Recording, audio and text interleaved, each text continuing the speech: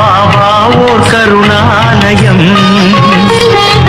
பாதம்தான் கமலாலயம். பாபா ஓர் கருணாலயம், பாதம்தான் கமலாலயம். சாயப்பா உறவுகள் அனைவருக்கும் வணக்கம். சாயப்பா மேல் நம்பிக்கை வைத்து அவரை நினைத்துக் கொண்டிருக்கும் உங்கள் அனைவரின் வேண்டுதலையும் சாயப்பா நிறைவேற்றுவார். நல்லதையே நினைப்போம், நல்லதே நடக்கும் என்றும் சாயப்பாவின் அருள் உங்களுக்கு இருக்கும். நம் மனதிற்கு இதமான சாயப்பாவின் இன்றைய அருள்மொழியை கேட்போமா? அன்பு குழந்தையே, என்னை சர்வ சாதாரணமாக எண்ணிவிடாதே. நான் கூறுவது நிச்சயம் பலிக்கும். வாழ்க்கையில் பிறப்புக்கும் இறப்புக்கும் இடையில் அன்பு, பரிவு, இரக்கம், மன்னிப்பு, கோபம், வெறுப்பு, விரோதம் என எத்தனை உணர்வுகள் நம்மை ஆட்டி படைக்கிறது. இந்த சூழல்களுக்கு நடுவில் 1000 உறவுகள் நம்மை சுற்றி வலம் வருகிறார்கள். அம்மா, அப்பா, அக்கா, தம்பி என பல உறவுகள். அவர்கள் உன்னுடைய ஒவ்வொரு ஜென்மத்திலும் வெவ்வேறு ரூபங்களான ஆன்மாக்களாய் வருகிறார்கள். ஆனாலும் உன் பிறப்பிலும் இறப்பிலும் உன்னுடன் யாரும் வரப்போவதில்லை. அதே போலவேதான் மற்றவர்களுக்கும் என்பது உலக நியதி.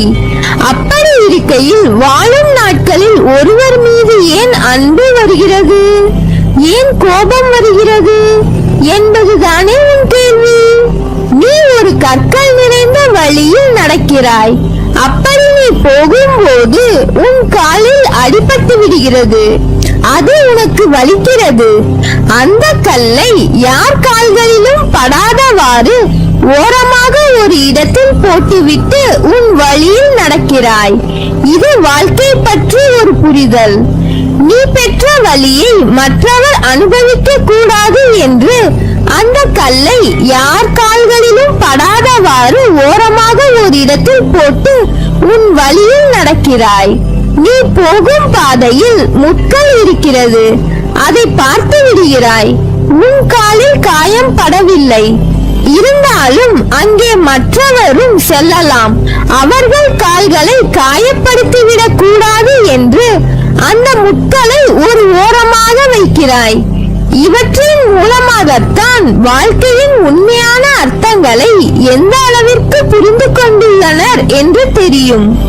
வலித்ததால் அதை உணர்ந்து மற்றவர்களுக்கும் அது வரக்கூடாது என்று நினைப்பவர்கள் இருக்கிறார்கள். அவர்கள் மனதால் அன்பை நேசிப்பவர்களாக இருப்பார்கள். ஆனால் சில பேர் காலில் காயம் ஏற்பட்டதால் தன் வலியை மட்டும் கவனித்து செல்வார்கள். அதற்காக அவர்களுக்கு வாழ்க்கையில் அன்பு இல்லாமல் அல்ல, அவர்களுக்கு அவர்களின் வலியை தாங்க முடியவில்லை. அதனால் தான் தன் வலியை மட்டும் கவனித்து செல்வார்கள். அது தவறல்ல. ஆனால் முட்களை பார்த்தும் அந்த இடத்தில் இருந்து அதை எடுக்காமல் கடந்து செல்லும் உள்ளத்திற்கு தான் அதிகம் அன்பை பற்றியும் வாழ்க்கையை பற்றியும் புரிதல் வேண்டும். இவைகளை நான் உனக்கு கூறுவதற்கு காரணம், கடவுள் படைத்த அனைத்திற்கும் காரணம் உண்டு. அவற்றில் மிக புண்ணியமாய் கருதுவது மனித இனம். அவற்றின் தன்மைகள் அவர்களின் வாழ்க்கை என்ற முறையில் கடவுள் நிகழ்த்தும் நிகழ்வுகள் தான் இது. ஓர் உயிரின் பிறப்பும் இறப்பும் மனிதர்கள் கையில் இல்லை, கடவுள் கையில் தான் எல்லாம். அது நீ நடக்கும் விதத்தில் இருக்கிறது. இதையெல்லாம் உனக்கு போதிப்பதற்கு காரணம், என் பிள்ளையான நீ கிடைத்த வாழ்க்கையின் பயனும் நீ எடுத்த பிறப்பின் மகத்துவத்தையும் அறிய வேண்டும் என்றும் உணர வேண்டும் என்றும் நான் உனக்கு இத்தனையும் நிகழ்த்துகிறேன். உன் மனதில் இருக்கும் அனைத்தும் நான் அறிவேன். உன் எண்ண ஓட்டம் என்பது என்னிடம் வந்தது. அதன் பிறகுதான் அது உன்னை வந்து சேரும். சில நேரம் ஏன் சாயப்பா எனக்கு இந்த குதர்க்கமான எண்ணங்கள் தோன்றுகிறது, நான் இவ்வாறு யோசிக்கும் குணம் கொண்டவர் இல்லையே, பிறகு ஏன் என் மனமானது எப்படி மாட்டு வண்டியில் இருந்து அச்சாணி விழுந்தால் வண்டி தரிகிட்டு அடங்காது ஓடுகிறதோ அதுபோல் என் எண்ணங்கள் இங்கும் அங்கும் திசை மாறுகின்றது என்பதுதானே உன் கவலை. அந்த அச்சாணி முறிவதற்கு முன்னரே நீ சுதாரித்தால் உன் வாழ்க்கை என்னும் பயணம் சுகமாகி இருக்கும். இல்லை என்றால் வாழ்க்கையில் ஒன்றை நன்றாக புரிந்து கொள். ஓடும் தண்ணீரில் நீந்தலாம், ஆனால் அந்த தண்ணீர் காட்டாற்று வெள்ளம் போல் இருந்தால் அது கண்ணிமைக்கும் நேரத்தில் உன்னை அடித்து சென்று விடும்.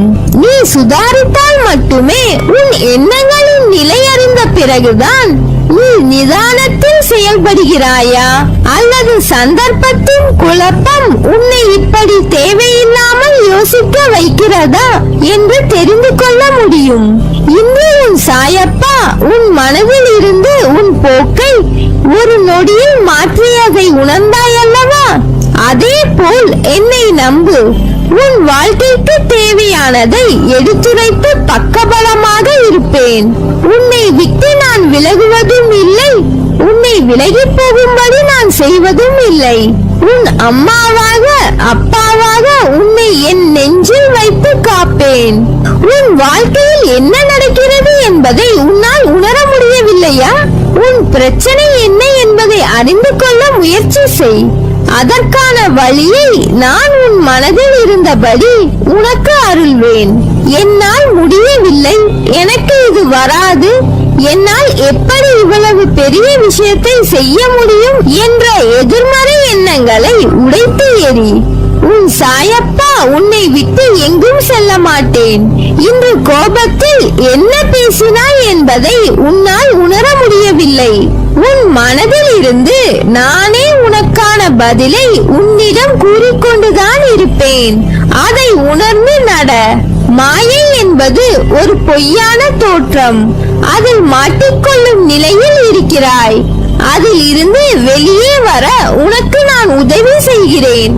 அதை உணர்ந்து கொஞ்சம் ஜாக்கிரதையாக நட.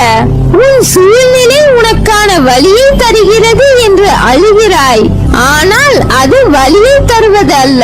வாழ்க்கை என்பது எளிது, ஆனால் யதார்த்தத்தை நீ புரிந்து கொண்டால்தான் அது சாத்தியம். அதை புரிய வைக்கவே சில கசப்பான நிகழ்வுகளை உனக்கு நிகழ்த்துகிறேன். நான் எப்போதும் உனக்கு துணையாக இருப்பேன், உன் அம்மாவாக அப்பாவாக. என் பிள்ளையான உனக்கு நல்ல காலம் நெருங்கிவிட்டது. அதனால் தான் பிரச்சனை உனக்கு பெரிதாக தெரிகிறது. ஒரு பிரச்சனை முடியும் தருவாயில் தான் அது தீவிரம் அடையும். ஒரு நல்ல முடிவுக்காகத்தான் உனக்கு இது நிகழ்ந்து இருக்கிறது. உன் அன்பு உண்மையானது, அதில் ஏன் நீ குழம்புகிறாய்?